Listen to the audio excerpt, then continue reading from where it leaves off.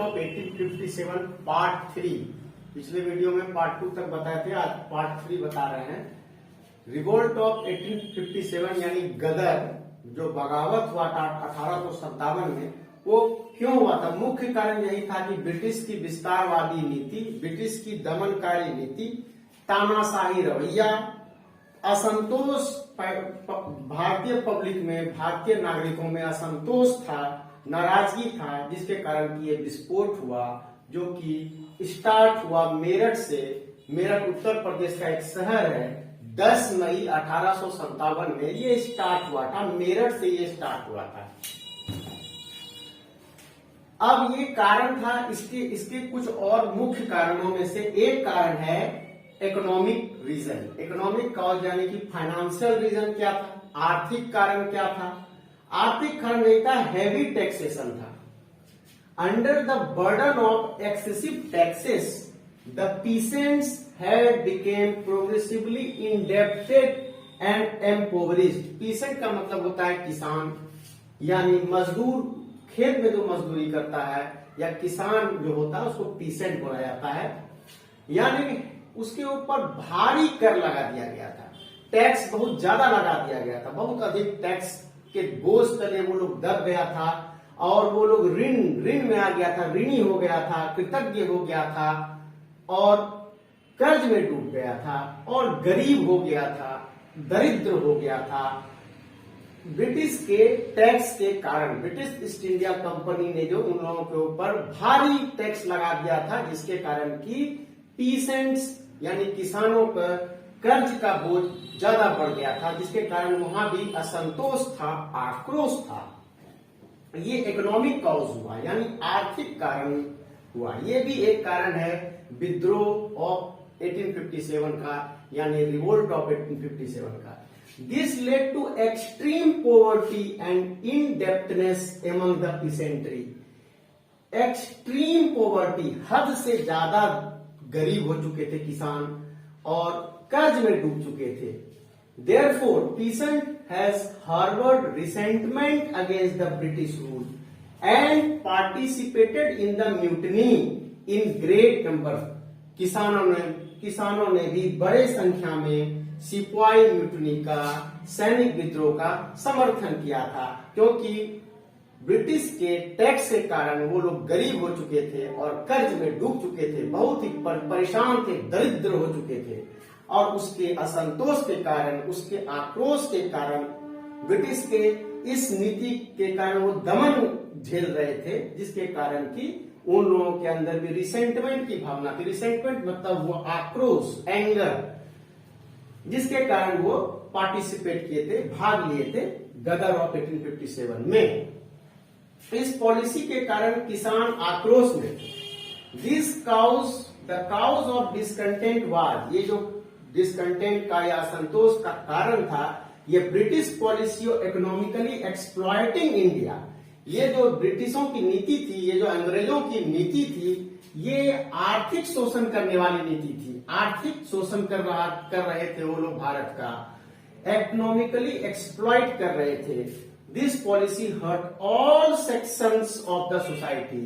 इस नीति से, ये जो नीति थी, जो ब्रिटिश यानी अंग्रेजी सरकार ने अपनाया था, इसके कारण समाज के हर वर्ग परेशान थे। यानी समाज के हर एक वर्ग में इसके कारण रोष था, आक्रोश था, सभी वर्ग प्रभावित थे इस पॉलिसी के कारण। The peasants suffer due to high revenue demands and the strict revenue collection policy. British का जो राजस्व शुल्क कलेक्ट करने की जो पॉलिसी थी, जो नीति थी, वो भी बहुत स्ट्रिक्ट थी, बहुत ही कठोर थी, जिसके कारण किसान भी बहुत परेशान थे, बहुत तकलीफ में थे, बहुत आक्रोशित थे, बड़ा ही डिसकंटेंट था उन लोगों में। किसमें? किसान में। क्योंकि राजस्व शुल्क यानी टैक्स कलेक्ट करने की जो नीतियां थी ब्रिटिश ईस्ट इंडिया कंपनी की, वो बहुत ही स्ट्रिक्ट थी, बहुत ही कठोर थी, जिसके कारण कि पीसेंट्स लोग भी यानी किसान लोग भी बहुत ही परेशान थे। किसान ही परेशान नहीं था, उसके अलावा कारीगर वर्ग जो हस्त कलाकार थे वो भी परेशान थे, क्योंकि ब्रिटिश मैन्युफैक्चर गुड्स जो इंडिया में बड़े पैमाने पर डाल दिया गया था, ब्रिटिश का मैन्युफैक्चर किया हुआ माल जो भारतीय बाजार में ठेल दिया गया था ब्रिटिश ईस्ट इंडिया कंपनी के द्वारा, उसके कारण हस्त कलाकारों का जो कलाकारी वाला सामान था वो बर्बाद हो चुका था। क्यों बिकता? क्योंकि सस्ता सामान था ब्रिटिश का, तो बिकता नहीं था और बनाना खर्चीला था, बहुत ही उसमें कोई लाभ नहीं उन लोगों को मिल रहा था, जिसके कारण की कारीगर वर्ग और हस्त कलाकार भी बर्बाद हो चुके थे। तो यूं कहें कि artisans and craftsman were ruined, यानी बर्बाद हो चुके थे, डिस्ट्रॉय हो चुके थे बाय द चीप, सस्ता मैन्युफैक्चर्ड गुड्स के कारण इनटू इंडिया, जो कि ब्रिटिश सस्ता मैन्युफैक्चर्ड गुड्स इंडिया में खेले जा रहा था बड़े पैमाने पे। Large influx they produced British manufactured goods were pushed into the Indian market, due to which the Hastkalakar were ruined, destroyed. Yani craftsmen and artisans were also destroyed by this policy of British. अब है people who made a living, जो आदमी अपने आजीविका को चलाते थे, धर्म को अपना धंधा बना के या अपना पेशा बना के, या संस्कृति को, भारतीय संस्कृति को अपना पेशा बना के, जो कि lost their source of livelihood, वो लोग भी अपने आजीविका के साधन को खो चुके थे due to the withdrawal of royal patronage.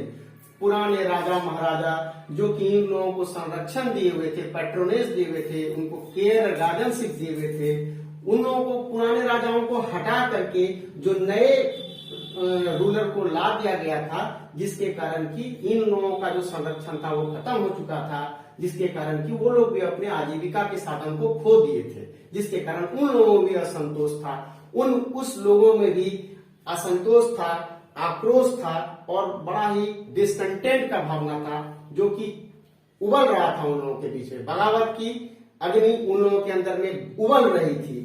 तो ओल्ड जमींदारी सिस्टम भी डिसइंटीग्रेट कर दिया गया था, माने कि खत्म कर दिया गया था, टुकड़े टुकड़े कर दिया गया था। ओल्ड जमींदारी सिस्टम को बर्बाद कर दिया गया था, यानी खत्म कर दिया गया था।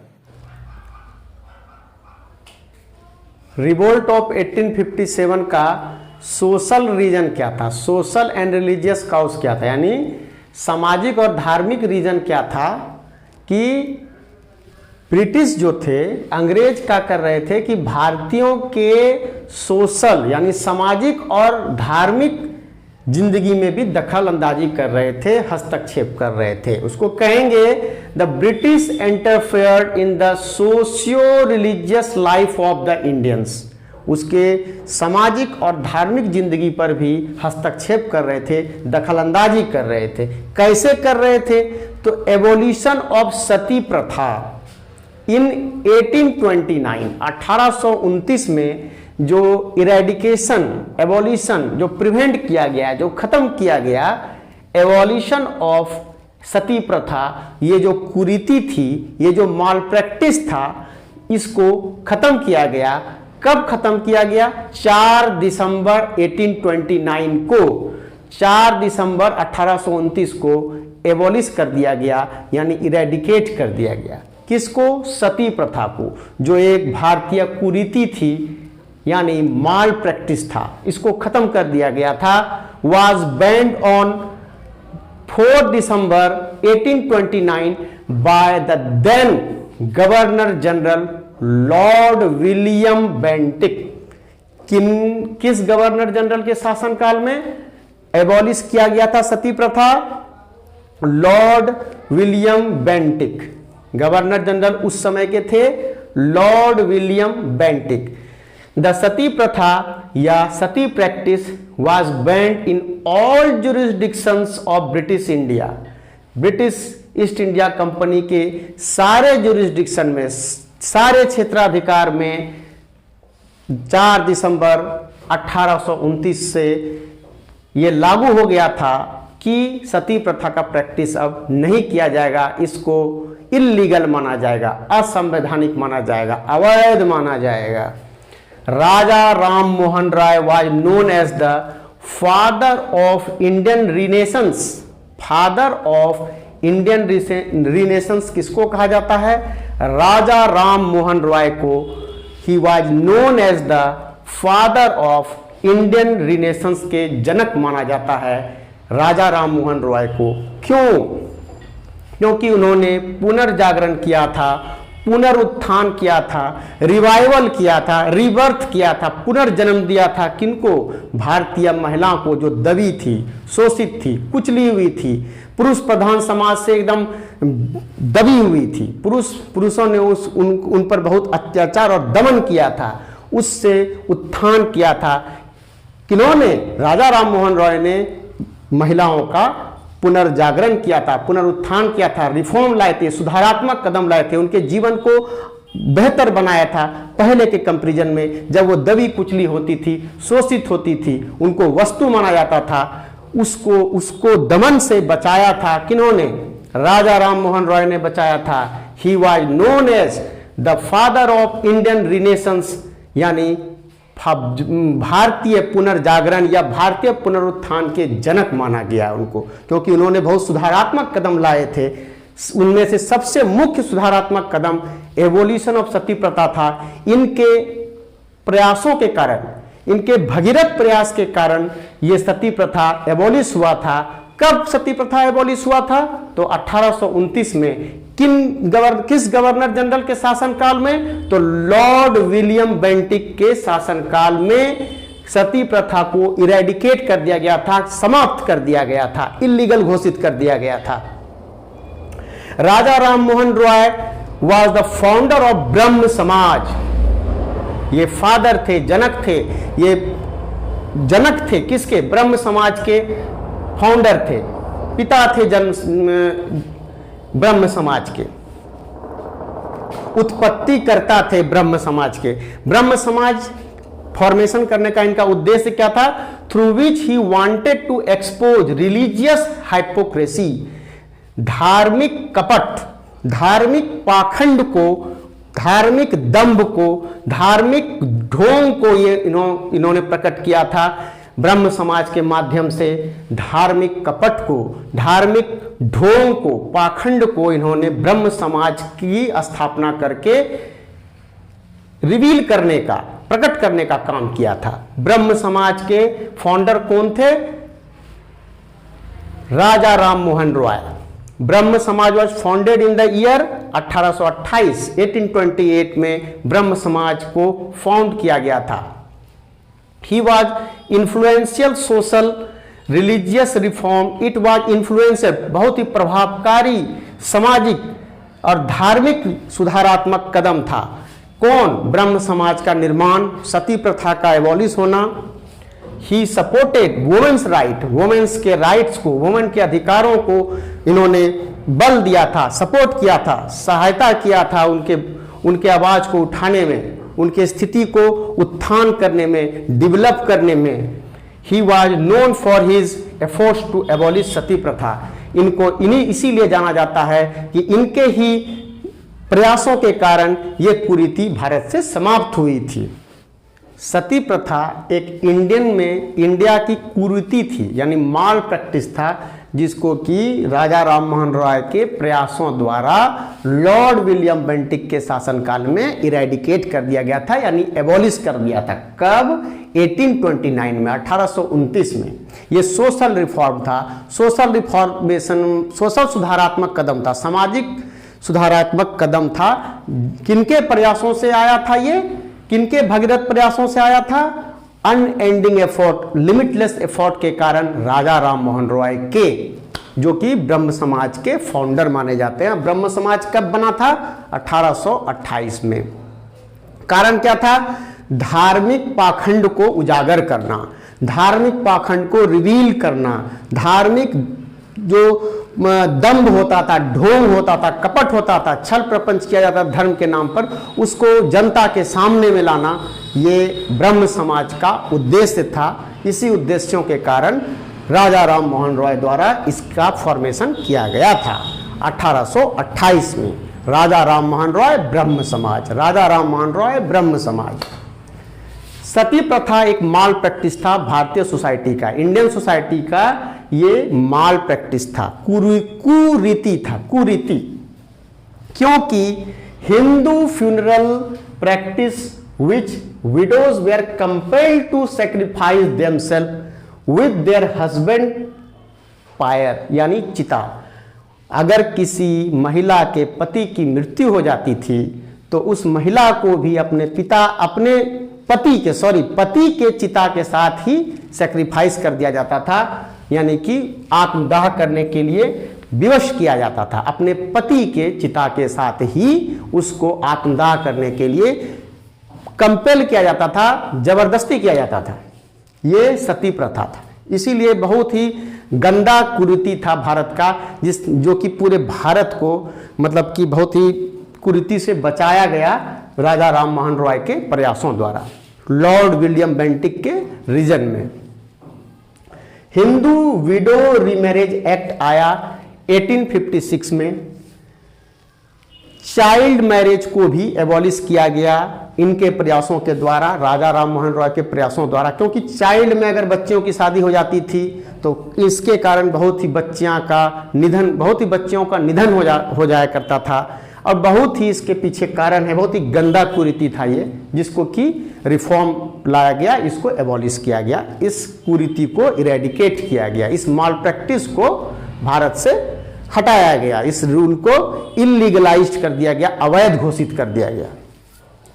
उसके बाद Christian missionaries were allowed to enter India and carry on their mission of proselytizing. Proselytizing का मतलब होता है धर्मांतरण, धर्म परिवर्तन करना। क्रिश्चियन मिशनरी को भारत घुसने का आदेश दे दिया गया था और छूट दे दिया गया था कि आप धर्म परिवर्तन कीजिए, कोई रेस्ट्रिक्शन नहीं है, धर्म परिवर्तन कीजिए, कोई रेस्ट्रिक्शन नहीं है।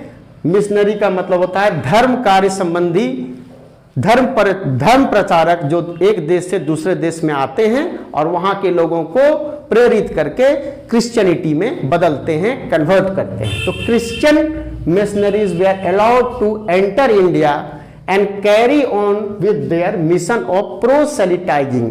प्रोसेलिटाइजिंग का मतलब होता है धर्मांतरण, धर्म परिवर्तन करना। यह भी एक हस्तक्षेप ही था, यह भी एक सोशल रिलीजियस कारण था, रिवोल्ट ऑफ 1857 का, जिसके कारण जनता में आक्रोश था, डिसकंटेंट की भावना थी और बगावत के आग अग्नि उन लोगों के अंदर में आ गई थी और किसी भी समय ये चिंगारी भड़क सकती थी, जो कि 10 मई 1857 को भड़की भी थी। उसके बाद था the religious disabilities act of 1850। The religious disabilities act of 1850, इसके तहत क्या गया था, ट्रेडिशनल यानी कि जो बहुत पुराना जो दस्तूर चला आ रहा था हिंदू लॉ का, पुराना जो बहुत दस्तूर चला आ रहा था, उसको चेंज किया गया था, मॉडिफाई किया गया था। The religious disability act Hindu law में ये जो मॉडिफाई किया गया था, जो अमेंडमेंट किया गया था, इसके अकॉर्डिंग क्या था? According to this the change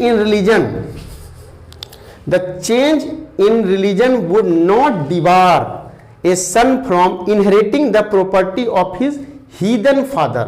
अगर किसी पिता का बेटा का धर्म परिवर्तन हो जाता है और वो पिता क्रिश्चियन नहीं है, तो भी उस बच्चे को, उस बेटे को अपने पिता का संपत्ति का वारिस होने से या उत्तराधिकारी होने से कोई नहीं रोक सकता है। फिर भी वो उत्तराधिकार अपने पिता की संपत्ति का होगा। तो according to religious disability act of 1850, the change in religion would not debar a son from inheriting the property of his heathen father। heathen का मतलब होता है of relating to people that do not practice Christianity। Non Christian आदमी को heathen बोला जाता है। अगर पिता क्रिश्चियन नहीं भी है और उसका पुत्र क्रिश्चियनिटी में कन्वर्ट हो गया है, तो भी उसका पुत्र अपने पिता के प्रॉपर्टी का, चल अचल संपत्ति का उत्तराधिकारी होगा। धन्यवाद।